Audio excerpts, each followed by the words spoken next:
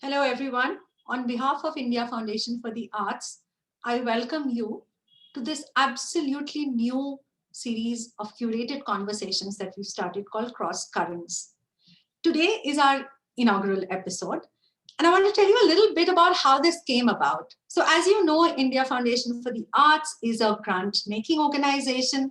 We support and implement projects across the country in arts research, documentation, um, arts practice, arts education, in archives and museums across the country in multiple languages, multiple disciplines. We have been making grants for over 25 years now and have supported more than 600 projects. So, other than supporting these projects, one of the key things that we do is also bring some of the work that our grantees are doing to the larger public. And we would organize grant showcases across the country with various collaborators, partners as local hosts to showcase these grants. But post COVID, we took this entire thing online and between March and December organized, I think, about 12 sessions where our grantees came online and shared with you the incredible work that they do. We call these things Throwback Thursdays.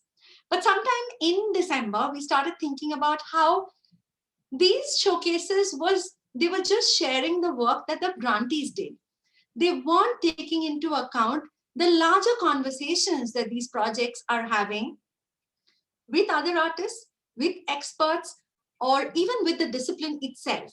So we felt that we should have something that's broader, something that makes this conversation richer, deeper, and consider the larger impact that these grants are having in the world. So, thinking of that, Cross Currents came about. As I said, it's a series of conversations that are curated by IFA. But we're going to have a theme for every 3 months. And the first theme that we've chosen for Jan, Feb, and March of 2021 is play as practice. And in each of these 3 months, which is January starting today, and again we'll come back in February and in March, we are going to share with you the work that our grantees do, but in a format that invites, involves, and engages artists, curators, practitioners, scholars, experts from the field to have a much wider conversation than just talk about the grant projects themselves. So today, in the very first episode, we have what we called Gamestorming Narratives. We have two of our grantees, Gayatri and Dhruv, who are going to share their work, but they are more importantly going to be in conversation with Vishal Dar, who's an artist from Gurgaon, and Avinash Kumar, who's a design strategist, a researcher, and an artist as well. You will find their bios in the chat box if you don't already know the amazing kind of work that they do. And before I hand this over to Avinash, who will be the moderator for this evening, a couple of house rules. You will see that the chat is enabled. So if you have any comments, if you want to discuss something, you can put it in chat. But at the end of this conversation, there is going to be an open kind of Q&A time. So if you have any question, you can put it up in the Q&A box. I'll look out for it. And at the end, once this conversation comes to an end, I'm going to throw up those questions to the panel. So please mention who the question is for. You can write it anytime during the conversation. This is also going live on Facebook. So if you have friends, you can please ask them, request them to join us on Facebook. And you can post questions there as well. And we have one of us is watching that space to forward those questions here. And with that, I would hand this over to Avinash. Avinash, it's all yours now. Hi, Arundhati. Thank you. Hi, everyone. Pleasure to be here. Thanks for having me here. Great to be part of an evening like this, because it's also not that common to have topics like this discussed, because we're looking at a pretty nascent medium, as well as a very kind of fringe area of artistic practice, so to speak. So pleasure to be here, and thanks for organizing this IFA. I'd just like to give a really quick introduction without taking up much time, just to myself, just to set the context a little bit about why I'm here. My name is Avinash. I'm a designer and researcher. I also happen to be attempting to be a video game producer and director, and I've been working on my own video game called Untitled Chapter, which maybe some of you have heard of, which is a transmedia project that's been ongoing for about 8 years now. And it deals with the topic of, broadly the topic of digital heritage and looking at how video games can be used to, I guess, talk about and speculate about our past as well as our future. So I'm going to leave it at that to start with. And of course, maybe you'll get to know me more as the discussions progress. The meat of the front part of the discussion is around first a quick sharing by our guests, Gayatri and Dhruv, following which we will get into a kind of semi-structured conversation. And then we'll also get Vishal into the action, and he has some deep thinking points that he's going to introduce everybody to. So without further ado, let me maybe introduce, I'm not sure who's going first. Maybe it's Gayatri or Dhruv. Maybe the IFA guys can suggest who's maybe presenting first. Gayatri, would you like to go first? If that's okay. Hello, yeah, okay. I mean, do I share the screen or? You can if you want to. I'm sure screen sharing is possible. It's been enabled, right? I think all so. Panelists. Yes, yes. All panelists can. I just checked it. Yeah. Okay. Hello, everybody. Yeah, I think I'd start with, well, I know Vishal and Dhruv. I met them at Code's in residency quite some time ago. I think we were all beginning our experiments with game design, or the methods of game design and game making within artistic practice and research. And soon after that, my particular research was around an archaeological artifact that was found in Goa. And the archaeological part of the expedition was still continuing, as it hadn't ended yet. So, you know, the findings were still a mystery. So for me, it took some time for me to develop an idea as to how I could create a game that would allow for the investigations to be true to the historical evidence as well, but at the same time, you know, play with ideas of dreaming and fiction and historical facts or evidence or material. So with IFA, I proposed to make a hybrid board game because while I was researching this particular story or the storyline, it kind of exploded into multiple stories in different parts of history or chronologically completely scattered around.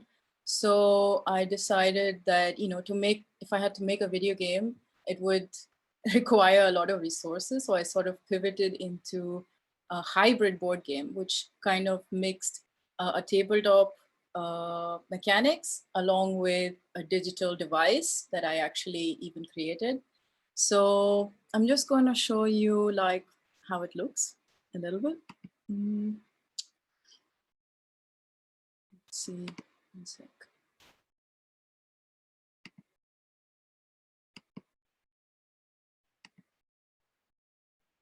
Yes, okay, can you see this, everybody? Yeah, so this is how, this is the final result of my IFA project and research. And here you can see the board game itself. And the digital device was connected to a projector where you kind of had to excavate for archaeological and historical evidence in this particular case. And this case is really not connected only to India. It had histories from Georgia, Persia, Portugal, and a very interconnected and tangled, you know, colonial past. This I would show like, so for me, it was important to understand, who is the subject or who is the player, and what are we exactly trying to get into. And so I kind of created that the story is around, or the archaeological artifact is around a Georgian queen's hand. So I decided to keep this hand, or the fragmented part of a woman's body, as a sort of dreaming site itself. And these were sort of like DNA molecules from this hand that contained like little bits of the story that you had to connect. And you can see the device that I also made, and that one, and the device was also constructed in a way that it was a little unstable. So, you had to really channel the way you breathe and how you interact with the digital device itself, kind of blurring between like, your actual body and the machine to actually solve these kind of puzzles. Here's a small like, game testing that I did. It took some time for me to do the game testing. And then finally, this project kind of translated into a whole room scaled game. But I had to change the gameplay again because, each time you move into a different kind of medium, and in this case, like a room size surrounded where the players are inside the game itself, the gameplay also had to change a bit. And so, yeah, I'm just going to go through like how it looks now. And here you're sort of immersed in a sort of like puzzle or like a maze of bits of story. Like this is the floor map right now, and you can see how you can follow like any kind of storyline. So each time you play, it's a different story that you uncover. And the symbols and symbology also was kind of important for me because it had its own deciphering tool that you needed to play or sort of decode. So there's a lot of encoding of like marginal histories and decoding of it that you have to do. And then, yeah, I can stop here, and then I can bring back some more slides later on and give it to Dhruv. What do I see? Yeah, just one request. Yeah. I think next time when you come back, if you're showing any images, if you do full screen, the whole screen comes up with it. I think we were seeing only part of it. Yeah. So Dhruv, this is for you. Oh, okay. Yeah. Okay. Thanks. Thanks.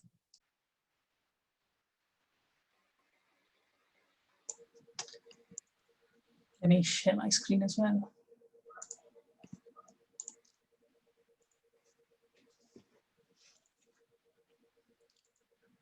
Thank you, IFA, for hosting this conversation. The town of Matsyapur died on the 1st of May 1960.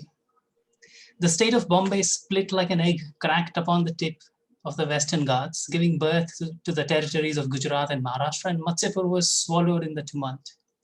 Some say that the town flooded when an embankment burst open. Others blame a landslide from a mountain made precarious by sand miners. Perhaps, say others, still it was a curse as old as elephants are white. Whatever the cause of its demise, the town of Matsyapur perished. Its people voided themselves upon the rest of the land, leaving behind crystal mosques and embroidered streets, an empty teakwood palace and desolate steppe worlds. All tongas and gadis halted forever at the corner of its streets, as if suddenly alert to how unmoving an eternity is. And roads that once led to the town now bent away in revulsion. Imbricated within these obsolescent structures, Mir Umar Hassan, the fabled Gujarati poet and diarist, found the work of a lifetime. From the anonymity that Matsyapur had been relegated to, Mir Umar Hassan compiled a remarkable record of the kings and demons who had coaxed the town into existence, of astronomic delineations that fixed it to the earth, of its various pasts and its various histories. He concocted a scattered but incredible record of the lives of its denizens, the naming of its streets, the momentous crimes of its courts, the palaces, the intrigues, the rivers, the floods, the mosques, the crematoriums. All this he rebuilt from the faint ruins of Matsyapur. And so vast was the project and so intricate the fiction that it was never completed. It was as if Matsyapur demanded a sacrifice of meaning before revealing itself to the author. And all that emerged from Umar Hassan's struggle with the city were shards of text, thin, sharp, incomplete stories that punctured the history of a newfound nation. Hello, I'm Dhruv, and my pronouns are he and him. The images you are looking at are screenshots from some of my recent work. I make small games located at the intersection of post-colonial writing and interactive fiction. One of my games, the one that this screenshot is from, The Indifferent Wonder of an Edible Place, is a story about a municipal building eater consuming the last tower from a town condemned to be removed from memory. Another work, called Under a Porcelain Sun, is an attempt to record the stories that loiter between public histories and private desire, stories of places that are impossible to remember and even harder to find. The Uncertain Repetitions of Truth, a game caught in the intimate dance between timekeeping and truth-making, tells macabre tales of silver pocket watches made from finger bones of those murdered while the Ratcliffe line was being charted. Yet another work, In the Pause Between the Ringing, is a ghost story that recounts the violent history of telephone mining on the borders of Sindh. And though these tales and my other works are scattered across a large span of history, the one constant is the fact that they are always adapted from the writings of the fabled Gujarati poet, Mir Umar Hassan. And in this process of translating texts derived from incomplete originals, I use the inherent frivolity of play to study colonial power structures and the histories that they occlude, and how the act of being amused by the pantomime of authority might be used to pollute, challenge, and intertwine a single reductive record of a past or of a people. My work stems from a belief that privilege in various forms withdraws from us the right to consume our own histories, and some stories from the fissures of identity, community, race, and gender will simply not be told until the violence of their recollection and the absurdity of their form is not somehow accommodated in the method of their telling. And I believe that hypertext as a form of collective and imbricated authorship might actually be able to attempt such a fissured recollection. I see hypertext as a narrative tradition full of interlopers and disguises, steeped in role play, not limited to electronic literature, but found in various theatrical and folk and ergodic traditions, and generated whenever an enactment transcends the proscenium and the observer becomes complicit in the arduous labor of constructing meaning. It is, moreover, a tradition of particular import in a world saturated and often mediated by discrete bits of data. Take the internet in its broadest possible definition as an example of a prolific and familiar form of hypertext. The promise that no piece of data is secluded and no fragment of information unsearchable. As a repository that has been taught to remember but not allowed to forget, the internet is a medium of communication so germane to the performance of existence today that its access is a fundamental right and its withdrawal a bodily harm. Hypertext, then, is the very stage on which the theater of our public lives is now conducted, and the state in which a memory of our performance recorded. It is the agnostic medium of propaganda that can inspire the faithful to violence by endlessly repeating its imagined truths to those of us who are most susceptible. And it is the medium where, once attained, such violence is flattened into putrid images that are witnessed and ignored without remark or recollection. If we examine this extreme form of documenting and capturing and abstracting and fixing into data sets all the tragedies and depredations of material reality, if we examine the algorithmic parade of horrors turned into political arguments and social iniquities, we discover that there is a malice here in our inability to bear actual witness and in our withdrawal from the responsibility to confront the tyranny of a weaponized medium that once held democratic promise. The right to author individual histories has always been and continues to be deeply contested. especially when history, and often immediate history, is being ruthlessly deployed to create rigid boundaries, efface people and places, and to prop up ruthless governments based on the proliferation of databases. There is a grave and urgent need to delegitimize the project of an archive and to pollute the record of authority. There is an urgent need for a pirated history of our times, and it can perhaps be written as hypertext.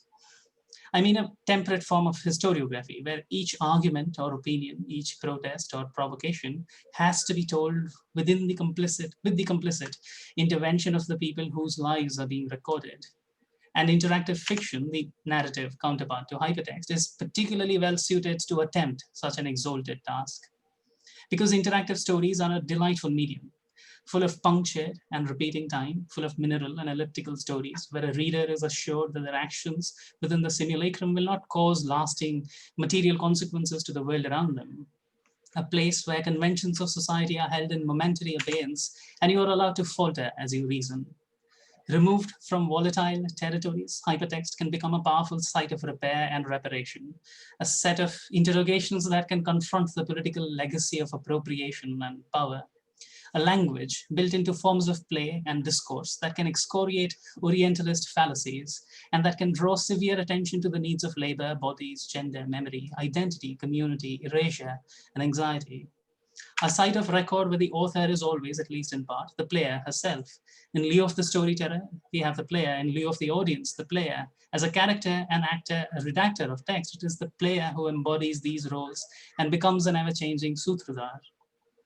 A game, after all, is the apotheosis of becoming somebody else, a form of being that makes it evident that all truths and identities are always assemblages, uncomfortably put together, ever-changing collages of ideas about who we are allowed to be and who we once identified as.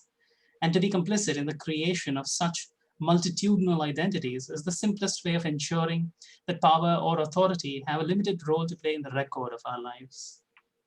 Interactive fiction exists at the nice edge of this promise, equally likely to capitulate into indoctrinations that sediment existing inequities, both in their virtual form and their material cost, or it might turn into a communal practice of becoming comfortable in not knowing, a place of accepting entangled, incomplete forms of knowledge as a possible truth. And in that precarious balance, it holds a promise, if you will, of an endlessly plural and endlessly fissured form of creation. And it is in search of such sites of future plurality that we try to practice.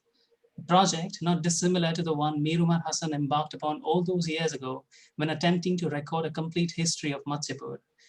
But I like to believe that I'm a little bit better suited to the task than he was, because I actually exist.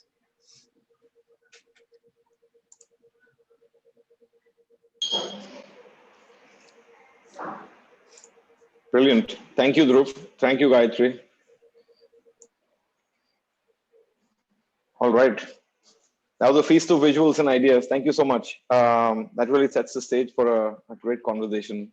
So I'd like to kick off maybe the panel discussion part of this evening by maybe just going into maybe a very basic kind of question to both of you, or not even a question, but just some amount of your reflection on this relationship between art and, in some ways it's a relationship between art and technology. In some ways it's a relationship between play and games and stories and culture.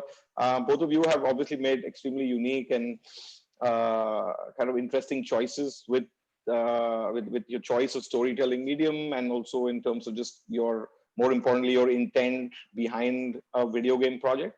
So maybe if you could reflect a little bit on just the perspective of the arts in video games in general, and just how you see those things working. And often, of course, I think also from the context of video games in general in India, as most people would know, it and video games in general globally as well as in India, of course, end up being extremely commercial activities. So I guess my question is also around how do you preserve and continue the idea of storytelling and art in your work and keep the tech in the background? Anyone could go first. I'll go first. I really enjoy the tech of building video games.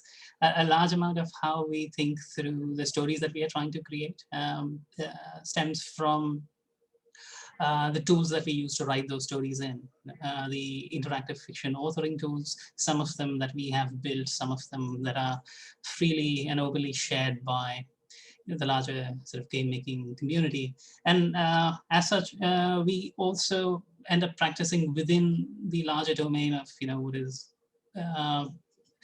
called independent games or alternate games or experimental games, with a slew of creators in our country and other countries besides, who are trying to use games or game-like systems to do very, very inventive and interesting work. So I, in that way, I suppose we have very little overlap with commercial game spaces, aside from the fact that it is their tools that we borrow and occasionally try to subvert. Yeah. I guess my own relationship with technology would probably be a bit different, because I'm always how do you say, struggling with the access to technology in a certain way as well, for both video game design as well as and I'm conscious also of that. So I'm also conscious of what kind of technology that I would want to work with for each medium. So in that sense, for the games that I've done now, I've been experimenting with different kinds of people who work within technology, whether it's hardware or whether it's within a game engine. So for me, it's a bit more fluid, and I guess that makes, I guess that pushes what we can do with storytelling in India, I guess, yeah. Right. Thank you. And kind of just building on what you just spoke about, this kind of nature of games being created in collaboration with people, and that kind of being an important aspect. And I think the same holds true of the arts as well in general. So I guess the question would just be around your experiences and maybe some anecdotes from the process of collaboration that led to the projects you shared, or even from other pieces of work that might have some similarities. And I think we can also maybe touch upon, the role of the audience as a collaborator. And I think that's kind of also something that makes interactive fiction and games unique, in that sense that the audience, there's often this kind of fudging of boundaries between the player, the creator, the bystander, and so on. So just maybe your thoughts on collaboration, maybe some interesting anecdotes and some ideas that also could express also in some ways how complicated it is at some level, to make this stuff out. So my career, for example, started in the early 2000s trying to be a toy designer, and that's kind of what led to today me making games. And it was always interesting back then to try and explain making toys, because from the outside it looks like must be a lot of fun, but from the inside it's like a extremely grueling journey, and even more so for your choices that you've made. So you could talk a bit about that as well. I think this is a good opportunity to mention that I rarely make my games alone. I work very closely with a partner, and together we call ourselves Olio Mingus, and he's a programmer, Sushant Chakraborty, and occasionally collaborate with a few other people scattered across the globe, and for the most part. We borrow traditions, tools, and systems of interactions from games that have come before. So a lot of our work is first-person, what are called walking simulators, derisively, the first-person exploration games, and what we tend to play with is the expectation of being able to interact with objects. How we move, the pace at which we move through spaces, and how these spaces get built. And a lot of it is mediated through very simple but still sort of intricate architecture, or at least corridor like spaces that you are then sort of moving through, and to answer the second half of the question, about spectators and audiences bleeding into the telling of the story, there is a certain amount of control that you relinquish with any form of interactive fiction, because people are going to be able to interact with it and build narratives from it. We in games that we've built so far, we've been very cautious about the degree of agency that a player is allowed, often because we are talking about narratives that are already difficult to sort of encode inside a video game, and stories that are not told from positions of authority or power and are not widely celebrated, and often stories that try to capture the experiences of people who get left out of traditional histories and narratives. So very conveniently, that lack of agency also allows us to keep the disruptive force of a reader manipulating your work beyond a threshold at a certain way, if you will. Well, go ahead. Yeah, no. I just had to comment to say, well, for the thing is that because the games that I work with till now, at least, are moving beyond the screen, and where you actually have people playing with each other and also with the game itself. So the authorship or authority or the production of the stories are very much connected with collaborating with the players themselves, and how they play the game and what they come up with during the game testing and stuff like this. And I think I find it a lot of fun to work with people who come to play test and how they interact with each other as well. There's a different kind of sense of being, when you are playing a game with an actual person. So, and you're interacting at the same time with a digital interface as well. So I think this is very interesting and new field for me. Yeah.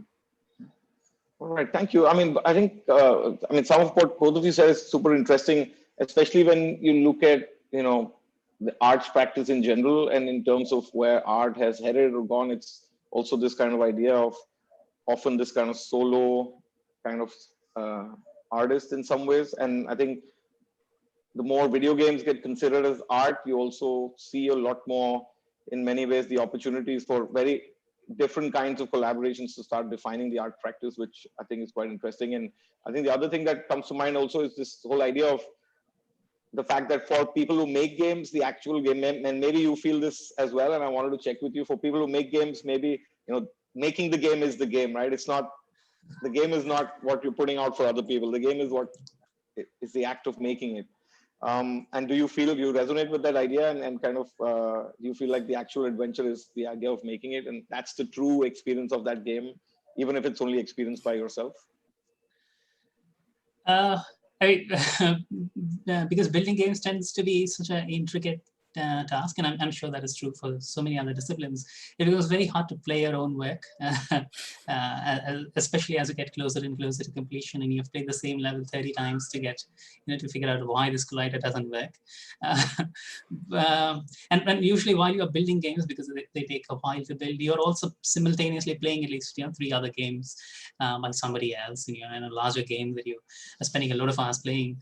So you have this very distorted idea of what a coherent gameplay experience is going to be, and I sort of enjoy that to a certain degree. I try to, not very successfully, replicate that incoherence in a lot of our work when players approach it, with so that there's very little description of what you're supposed to do, and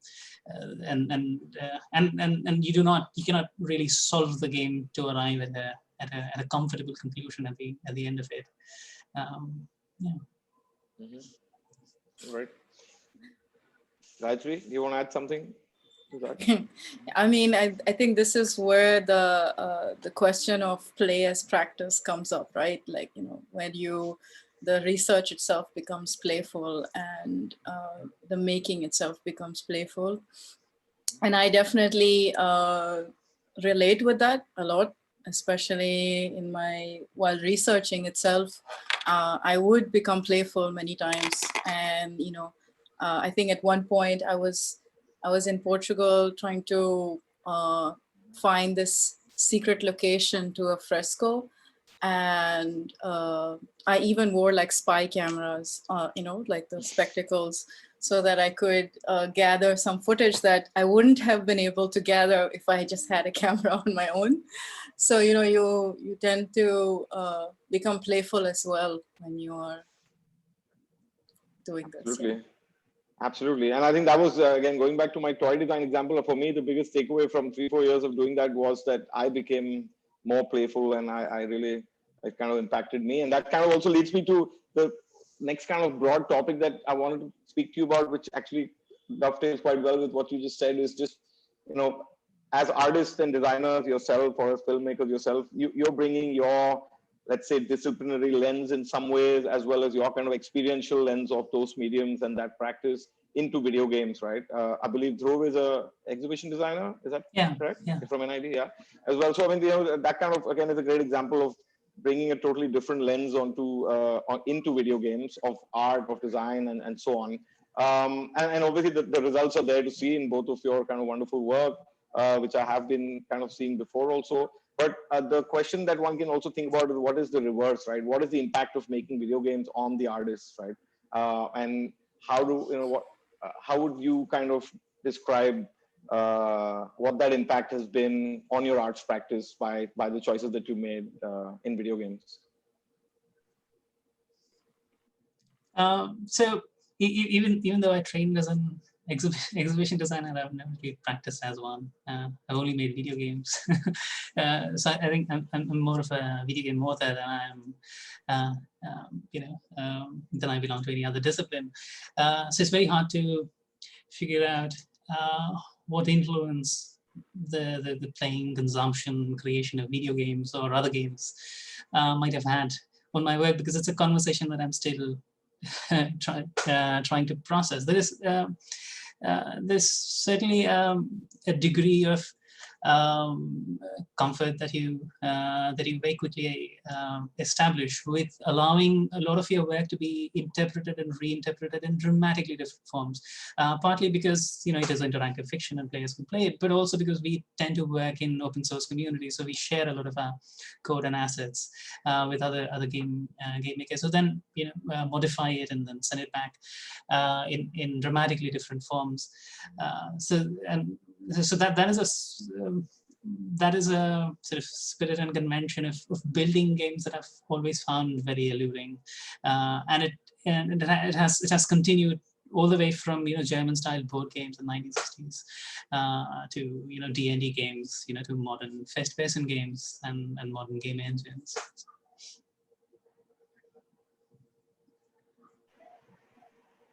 Right. Gayatri? I completely. What was the question? I'm so sorry. Yeah, what was it? That's what video games do. That's what video games do to you. The question was, I guess I was just broadly trying to understand how maybe making video games might have impacted your arts practice in return. At least, for example, I think Dhruv was mentioning, was definitely quite interesting for me personally. For example, just making my video game over time, I think it just very much like what Dhruv's saying. For me, I came into video games by also being a visual jockey and trying to do VJing with music and so on. And so for me, part of what I loved about video games was that it kind of is a medium which accepts that kind of like incoherence, like Dhruv was saying, and this kind of plurality. And it's built to handle plurality in some ways, and it's built to handle like world creation. And so for me, I felt a lot of comfort. I still continue to obviously negotiate that, but feel a lot of comfort, and that kind of ends up impacting my arts practice in a way that I can be just more accepting of the chaos that regular life otherwise provides you in my studio work, for example. Or sorry, over to you. I don't want to take up the conversation too much. Yeah, actually, I mean, even though my practice has been previously in experimental film and cinema, and it's a very visual medium. Why I decided to get into video games and game making was this plurality, but in a much more abstract sense of, for me, it was not really the visual capacity of video games, but more the architectural, possibilities for telling stories, because I kind of landed up with a very complicated and, multiple storylines, and, you're dealing with dominant narratives and marginal narratives. So for me, I think video games really let me think through like these stories, or the story structures, or world making, like you said, in a much more abstract form, and having like multiple layers, like interacting with one another. You have like, it's almost like creating an ecosystem of stories. So I think for me, that was what really attracted me and affected me as a game designer as well. All right, thank you. And I think this is also a great time to introduce Vishal, who's been observing and taking notes on the side into the conversation.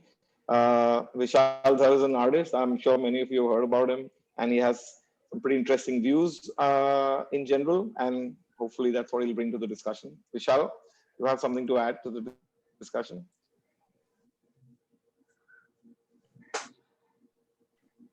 Hi, am I audible? Okay, great. Hey, hi everyone. Thank you, Avinash. Hi, Dhruv. Hi, Gayatri.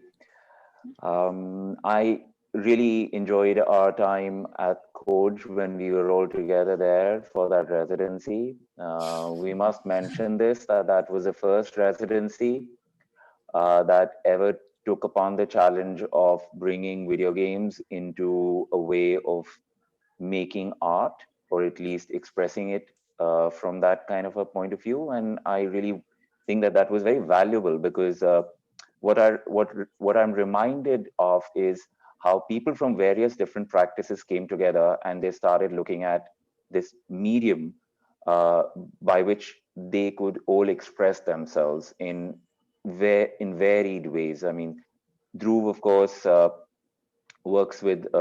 fundamentally works with, which I also enjoy a lot, with hypertext, and you of course come from cinema, which is I would say so many people fondly enjoy the cinema as a maker of not just images, but also as a maker of experiences. And I think that my primary background was in architecture, and then I moved into fine arts, but very particularly with a focus on and including new media in it. And I think that the challenges of, by and large, the challenges of the times that we are working in is that there is so many cross currents that come together, that sometimes we also try to locate ourselves and make ourselves a little bit more. And I know the abstractions are interesting, but we also try to make ourselves, it's not about make ourselves relevant, but it's about make our voices be heard in the right kind of framework. And I think that as a discussant, I would like to organize a framework that we can then engage with, and see if we can have the audience understand the works that you both are doing through those frameworks.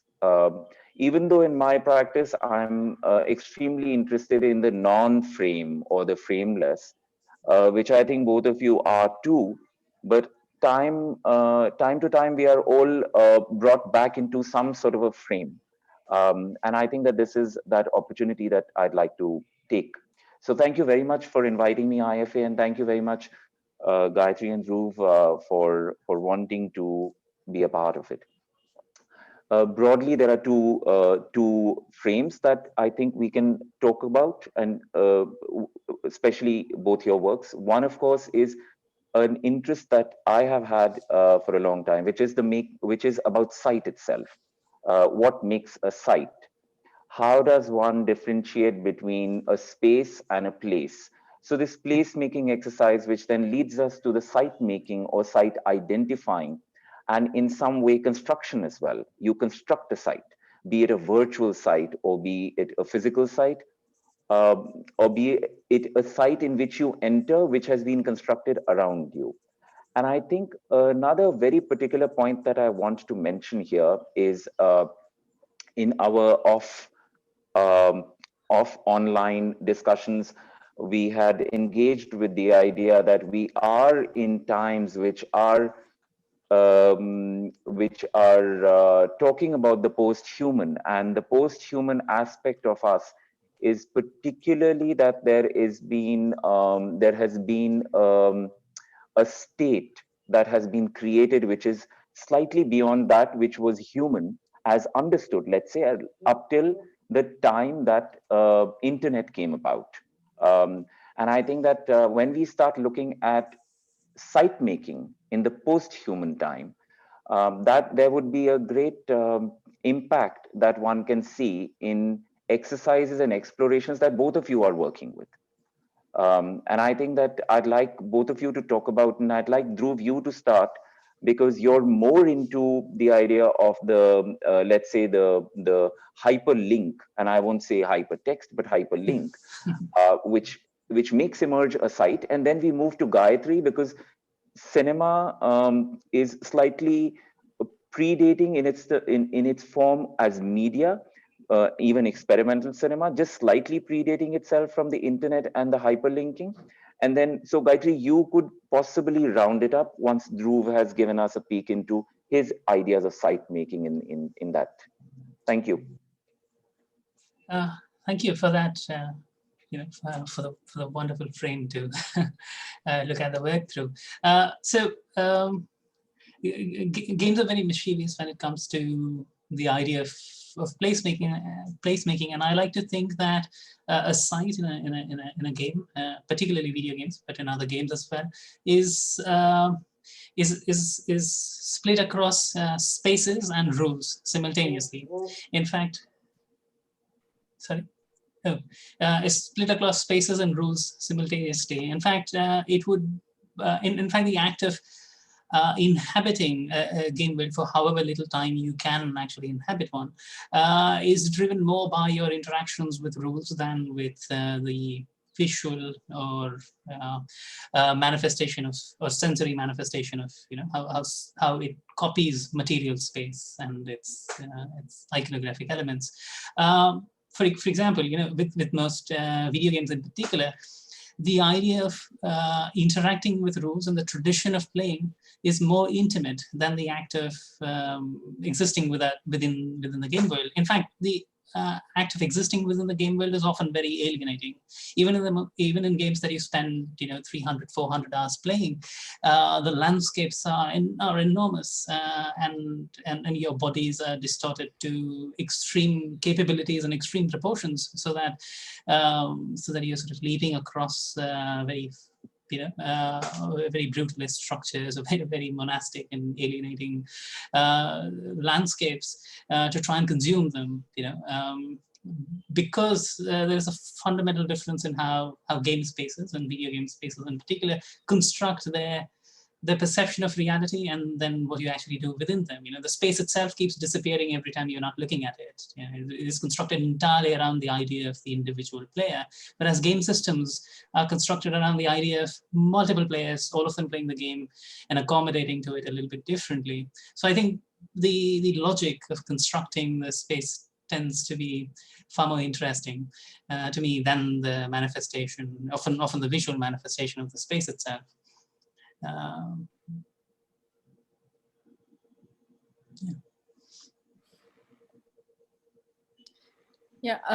mean, Gayatri, would you like to add something to that? Yeah, I mean, I think I would like to take on this conversation about, like, exteriorizing your body into the game. And we're always trying to move outwards and try to occupy the outside, where for me, I think, like, with cinema, keeping cinema in the background, I'm always like really looking at how games as well work with time and expand that time as well. And Uh, how do I say it? But I'm kind of like zoning out right now, thinking of so many things to say within this subject because you brought in cinema out of nowhere. But I think for me, working with games, I try to rely on the interactivity of how or distorting like the player as a single unit. Even for the video game, two players actually play oneself, and in this case, in the board games or even in the installation, there's no particular subject.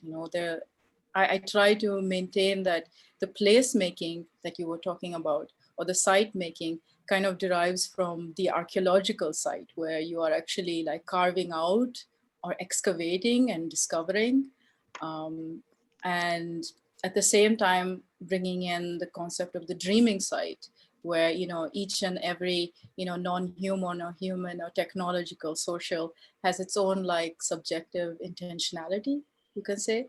So I try to like work with these kind of dynamic systems rather than go into one space in that sense. Well, one of the things that, and we should slightly expand on this a little bit more. One of the things that one knows about a site is that either you arrive at a site or you construct a site. In physicality, you arrive at a site, and therefore the archaeology is quite interesting because there's already an embedded set of information, be it geological or historical or residual of a different kind, that you investigate through archaeology. And then there is something about this construction of a site. And what is interesting, which can actually lead to, again, the next set of questions, is the idea of enactments and identity. Because what one does is that what interests me, let's say, in sites is that when we are looking at a geological site, the geological site has affect, it has climate, and that interests me a lot. And at the same time, the historical site has narrative, a residue of narrative and a residue of identity of a very different kind, and that makes a separation. And what is interesting within the post-human, let's say, is that we're talking about the body being a shell for the mind, and the mind is traveling. And with video games, this extension becomes very interesting. And it's not even a loaded question. It's a very simple and straightforward thing, which is where technology becomes so fascinating. Because in the 21st century, we can no longer look at the separation of the mind and the body, because the body is not just a shell. It is connected to technology in a very different and an extremely wonderful way. I won't even say it's a complicated way. It's a wonderful way, and it's no longer about science fiction. There is a dystopia to it for sure, which is a very Philippe K. Dick kind of dystopia, which more and more increasingly we are finding and figuring out is impacting our bodies more than it's impacting our minds, because somewhere the body is losing the sense of a sight. And what I wanted to bring back is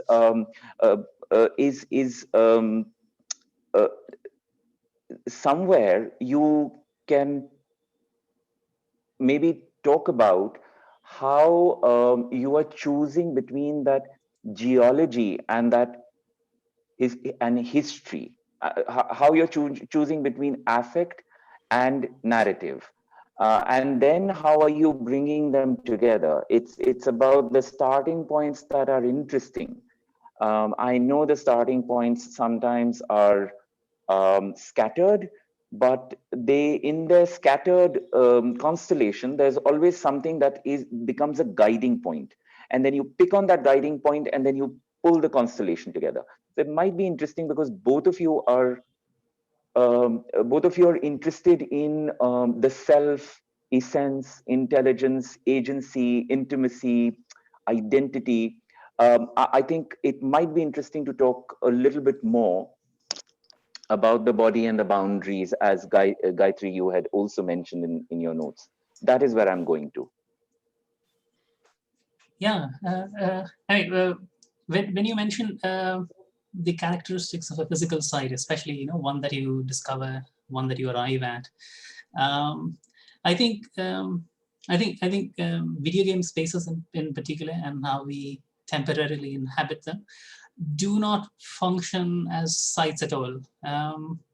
I think they function as corridors at best, a way where you can apprehend and filter characteristics of physical sites or remembered sites of historical or even imagined historical sites, and then sort of trap them inside inside a structure built out of rules, a structure which happens to be very, very similar to whatever has caused the site to occur in the physical space in the first place.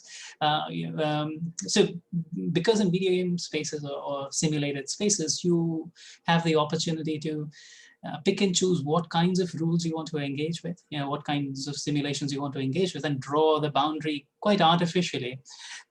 You can isolate individual algorithms from the larger universe, and use altogether different algorithms to simulate them, or to simulate the illusion of you interacting with with physical material form. And the temptation tends to be to create a more complete space, to create a space that you can inhabit for longer and longer durations of time, so that your actual body is ignored for longer and longer periods of time, and that is sort of called immersion. And then you put on you use as much electronic media as you possibly can. You put on headsets, you try and engage with other senses to spend longer and longer inside video game spaces. But despite all of that, I still find video games only take you towards conversations that are otherwise and have to be conducted in physical, analog, and often material forms, and cannot be duplicated. It is not a parallel simulated reality that you can quite easily and simply duplicate, because there is a tremendous amount of trickery involved in creating the illusion of replicable reality, rather than actually repeating reality itself, unless you figure out a way eventually to simulate bodies all over again inside a simulated space. Well, that kind of moves into what Gayatri is experimenting with, this surround experience, where she's taking the body into physically into a space, and then making it more. It's almost like a model of the VR, but the VR brought into more tangible and more expressible, let's say, modules. So Gayatri, you want to speak about that a bit? I think I just managed to jump into this space almost by default, I guess. But the interaction of the body with the digital space, for me, is not really like, there is no separation in that sense. I mean, there is, of course, a difference. So I think for it, you mentioned VR, but I think even it's a little bit beyond that, you can say, where you're kind of creating a sort of composition of not only the subject, but also giving, but the composition is also of the site, right, that you mentioned, with its narratives and history and climate and geologies and stuff like that. So I would say that to blur the interactions between the body and its boundaries is much more the challenge and the struggle, or the where you want to go to find that essence in that sense. When you speak of information becoming more disembodied and going into the virtual, I find it like that we already are in that space today as we exist. Like, my existence is based on my identity information or my passport, and if that disappears. I don't exist anymore. It's like the virtuality is already part of our reality in that sense. Yeah. Mm. Well, there I think you're absolutely right. I mean, there has been a transference, and I know that we have to wrap up very soon, as in the discussion. But there is one more thing that I thought might be interesting for both of you to share with people who are listening in. I think let's just very briefly talk about the philosophical as well, because I think that's very important. We can't be separate from that. And in the philosophical, there always comes a point as artists, we are looking at and towards some sort of a space of liberation, for the lack of a better word, to liberate, to free, to kind of move beyond from where we have been and understood our own existing reality and surroundings. We try to liberate ourselves, our ideas, our media in various ways. And what's most exciting about the mediums that we are working with today is that they are ephemeral. They actually have no materiality outside of what they are, unless we pull them back into real Cartesian spaces and give them materiality. They themselves don't. And this can be a very long conversation, which is not for now, but for some other time. But it might be interesting that if you both could bring in the philosophical, the very personal, where you could help us understand better how, and I know Avinash had already probed this question, how does it change you, not fundamentally, but in some way where the making of the work also restructures and reshapes you, and not just, and then probably extends into reshaping the ones that are entering that work or the ones that are experiencing that work.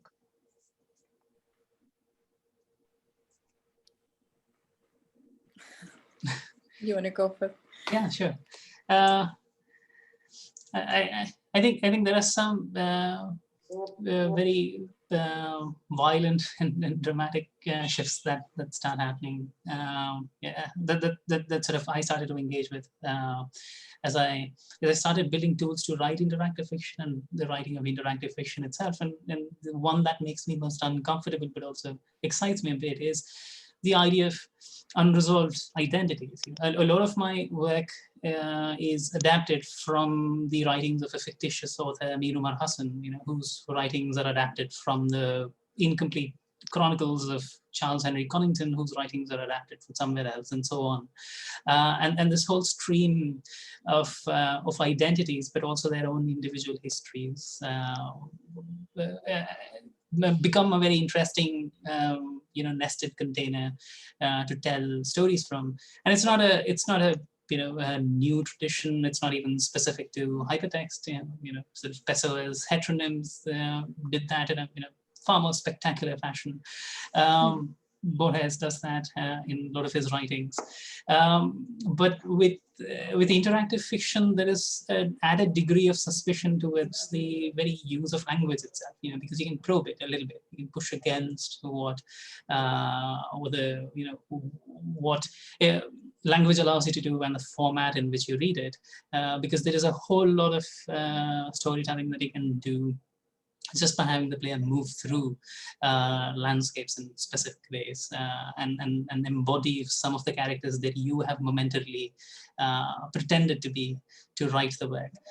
So I think that sort of deliberate and careful but uncomfortable confusion of identities is very interesting, because if you keep extrapolating it, it becomes less and less important that you practice as whoever you are practicing as. You become less of a coherent individual, even as a creator, and perhaps your games therefore become even less coherent, in response to such collusion. Yeah, I would like follow up on Dhruv's comments and say that actually, like, for me, it was about breaking away from identity as a category that we are always placed under, from being like a post-colonial subject, but it becomes more of a desire. And I mean, even though Dhruv created a fictional character, I feel like I'm becoming fictional, you know, while I work with this particular work. And one of my performances is actually called Have I Become Her Stories? You know, so I kind of keep, my own identities keep shifting. And I think this is a very important part of my, of growth or of understanding a process or production of desire, is that it keeps shifting. And that's why I started working on shape-shifting itself also as a form of like a theoretical or narrative trope, you know, for my work and works also.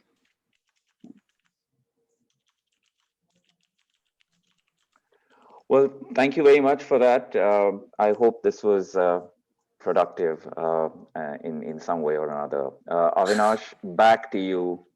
Thank you, guys. That was a great session. Thank you so much, Vishal. Thanks, Gayatri, Dhruv. That was actually absolutely fascinating. I am also aware that we're over time, so I won't eat into it further. Maybe a quick look at Arundhati for any questions that might, yeah? Okay, cool. Thank you again, IFA.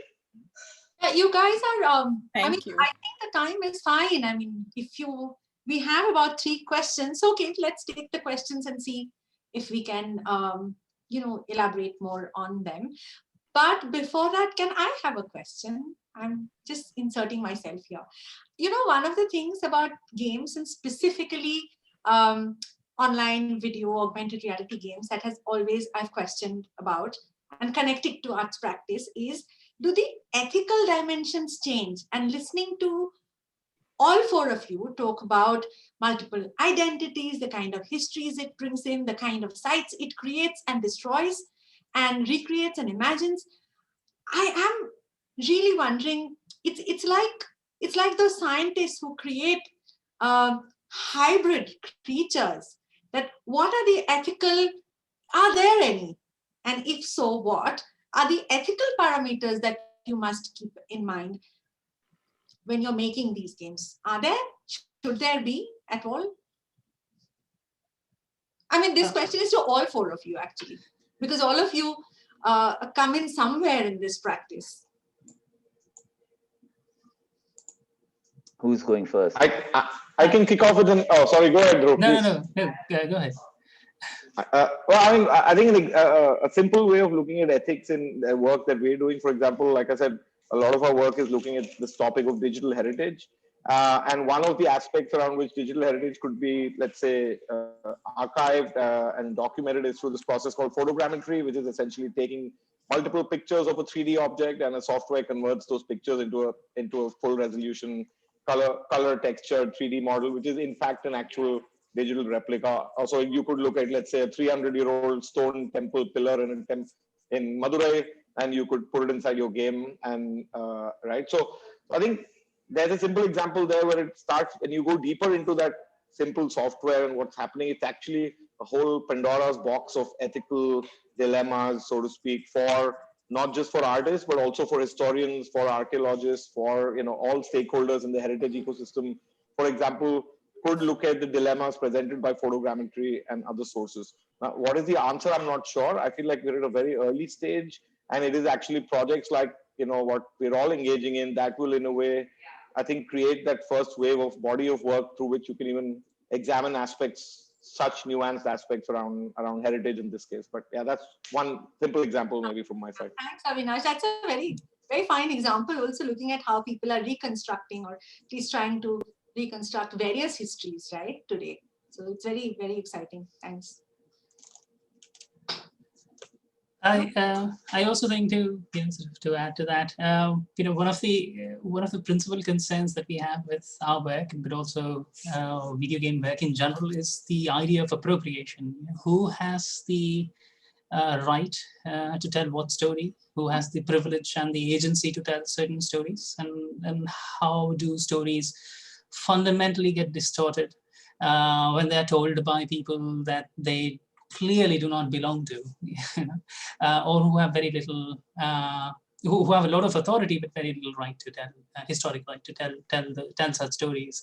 And I think with the idea that virtual spaces are, to a certain degree, a counterpart to physical spaces, and the harms of physical spaces do not carry over into the virtual spaces, I think that is an illusion, and it very quickly creates the sort of the result of ending up with narratives and histories that are violently stolen away from places and people that they otherwise belong to.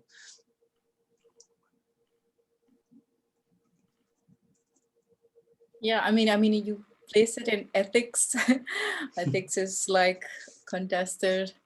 I would say it's more about care and being just conscious of that care that you place not only on the objects or the stories, but also the people that you work with, the friendships that you make, and what you learn from that, you know, when you are making stuff. So I think that's where I would bring in.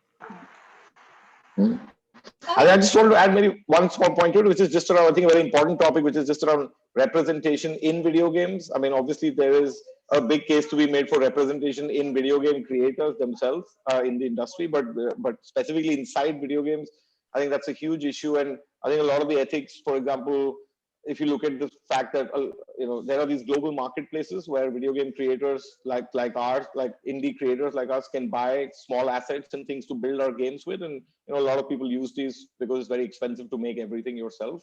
But in that marketplace, for example, there are often very stereotyped kind of notions of nations and cultures. And for example, there is a huge profusion of Middle Eastern housing and Afghanistan, homes in Afghanistan and so on. And the reason for that is because there's a huge proliferation, obviously, of combat games which are involving US Marines. And so this kind of so it kind of ends up becoming that and you might even have, for example, I came upon a website which is specifically creating marketplace assets for combat games. And one of the assets that they're giving is an Afghani family with young children, and which you're basically going to be a gun fodder, as they call it, inside a combat game. So I think there are some very unique, ethical contradictions and dilemmas and kind of which video games present, maybe not so clearly today, but definitely in the years to come. Vishal, Well, like to add? yeah, I mean, I can only say it's a difficult question, Arundhati, and I think that the only thing that I can say, for me, ethics it all boils down to choice. I think we all have ethical practices that we understand and identify, and then there are unethical practices. But at the end of the day, it's about choice. What do you choose? How do you choose to express yourself?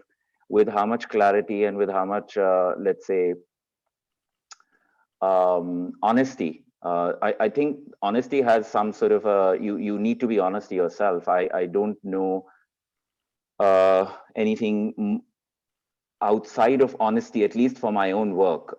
If I lie to myself, then I know that I would be discounting many things within the work. If I don't, then I'm good. It's always about what kind of a mirror do we want to place in front of ourselves. And I think ethics is a big part of that. And they also keep changing. They keep mutating. They keep changing as cultures develop, as people move forward. But at the end of the day, I always feel that it's about choice. We choose to be ethical or we choose to be unethical, and we always take a position. And that's what defines us. In the art world, that's exactly how we are defined. I don't know about other worlds. Thanks, Vishal. I will get to the questions that the audience has been asking. I have 3 questions here. The first one is, how is site-specific work translated into the online space? Does it integrate, or is it hard for a physical game to change form? So the person is anonymous and they have not asked this of anybody. So I guess anyone can answer if you would like to take that on.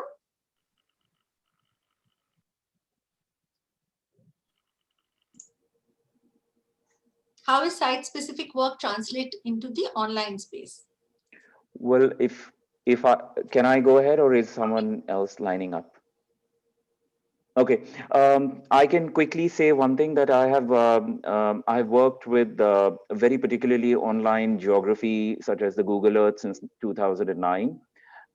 And when Google Earth itself was in a very itself in a state of infancy, because of the amount of data that was generated and allowed to be placed onto Google Earth to make it into a parallel sort of a Earth outside of the real Earth. In that, I was connecting the real sites as their digital double, or as their echoes in the digital space within Google Earth. And my relationship building was very specific. And till, let's say, about 2019, when I went into working with augmented reality, I was still trying to create relationships between the politics that is generated through data, which creates or connects the landscapes that we occupy. What do our countries look like? What do our landscapes look like? How are these data collected? Through what kind of technology are these data collected? And then what amount and part of these data are allowed to be in public domain, and what amount of it is not allowed to be in public domain? So as far as site specificity is concerned, for me, Earth has been, physical land has been very important. And for me, the extension, even the game that, the concept that I was developing at Coach, when we were all together there for the residency, I was using the Google Earth as a site. But the question that is always brought in is that how real is that site? It is posited as a real site, but does it function as a real site is another question. And I think that also goes back to what both Gayatri and Dhruv have both hinted at. The reality of that site itself. How real is it? It's always in question. I think it's never out of question. Thanks, Vishal. The next question is specifically for Gayatri and Dhruv. They want to know a little more about your players or the audience, and how do they, I guess, become part of your, what importance do they have in your games? How do they play out? Oh, for me, I think I have a bit more interaction with my audience, and multiple playing at the same time, you can say. I think the beginning stages, when I was still discovering that, how it all works out, I think was the most crucial. And I would find that people who played the game were not only limited to the game itself, and they were willing to associate their own historical narratives or personal anecdotes to the experience. And I found that quite interesting to work with. So yeah, I mean, for me, the audience for my games are people who are willing to spend time, you can say, more than anything, because at the end of the day, a game requires a lot of time. Thanks, Gayatri. I remember actually, Dhruv, you came to the Past Forward Festival last year, and you were so excited that you could actually see people play your game. And that must have been probably a newer experience for you than, because your games go online and you don't know who's playing there. Yeah, I mean, we rarely get to see people play our work in real time.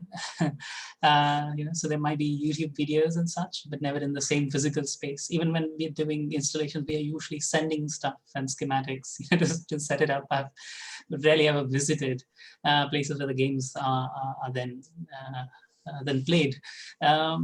And it is so usually, the sorts of conversations that we end up having are with people we do not really know, but they are often people who are willing to spend a lot of, again, as Gayatri said, time digging through text, because our games are very, very text heavy, and we work with text a lot. And they're often people who are reading the same things that we are reading, responding to similar concerns, and inevitably it tends to be other game makers and other authors working with interactive fiction, that we end up having conversations with. And then a whole lot of people that I have no idea, who they are. Okay, thanks, Dhruv. There's another question that's come up, which is, this again is not to anyone specific. How does gaming influence thinking? Anybody want to take that up?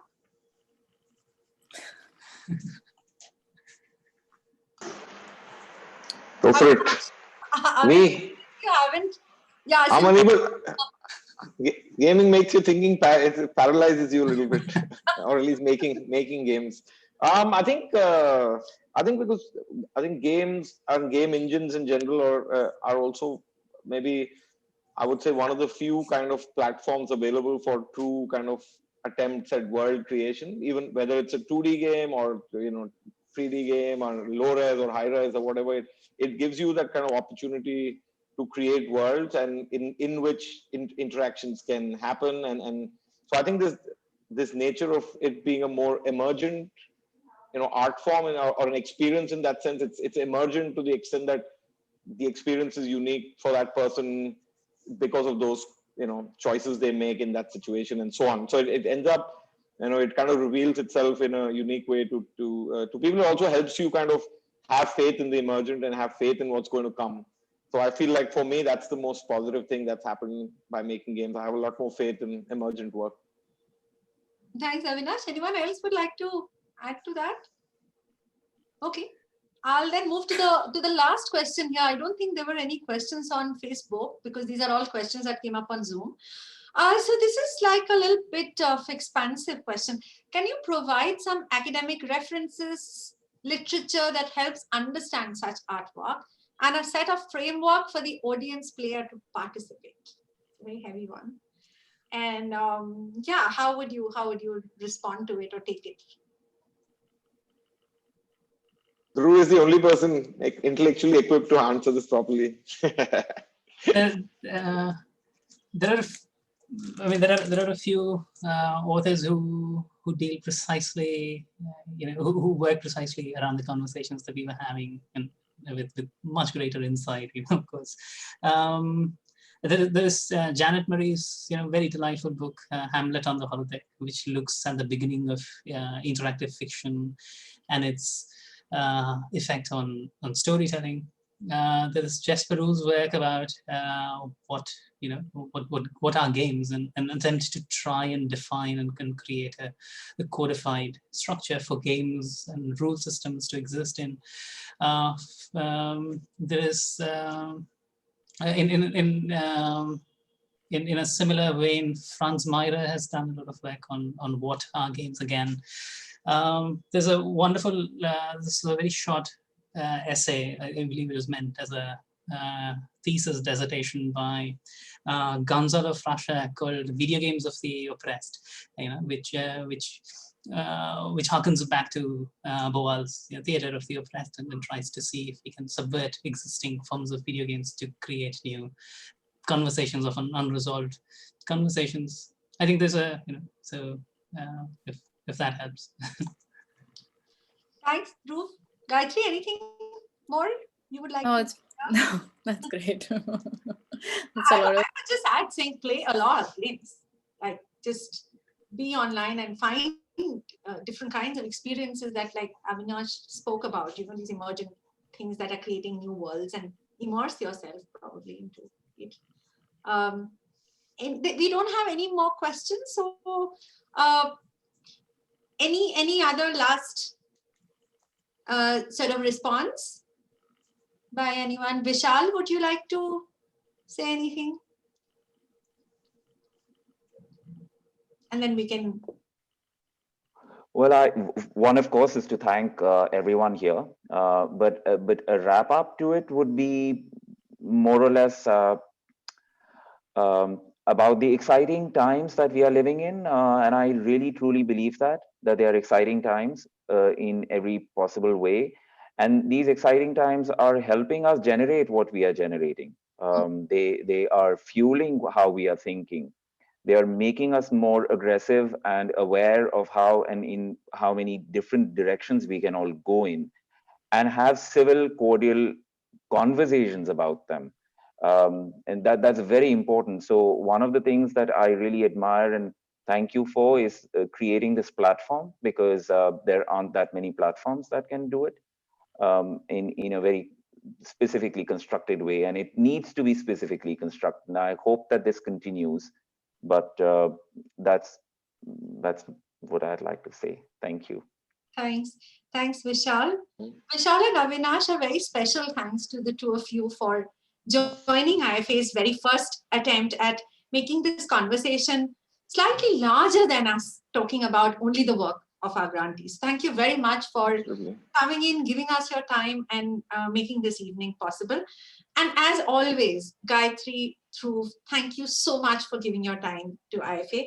I mean, all of us, the whole reason for our existence is that we are able to create space for these kind of projects to happen and be a small part of your much, much, much larger journeys. So thank you very much for that. For the audience, again, thanks for joining us this evening. And as I said in the beginning, that our first theme for the first 3 months of Cross Currents is play as practice. And today we had Gamestorming Narratives as our first event, first episode. The second one will be on February 17th, another Wednesday, another 6 p.m. And we will be looking at how play can become a practice for understanding a city's systemic issues, concerns, problems.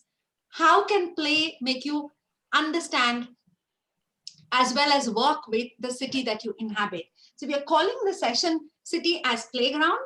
And I hope that many of you will come and join us and invite in your friends so that we can take a look at, again, there'll be a kind of a mixed panelists. We'll have some of our grantees and some experts from the field who will join in to discuss how can play as practice look at a city, its systemic issues, concerns, and probably create some possible solutions to it as multiple stakeholder kind of system.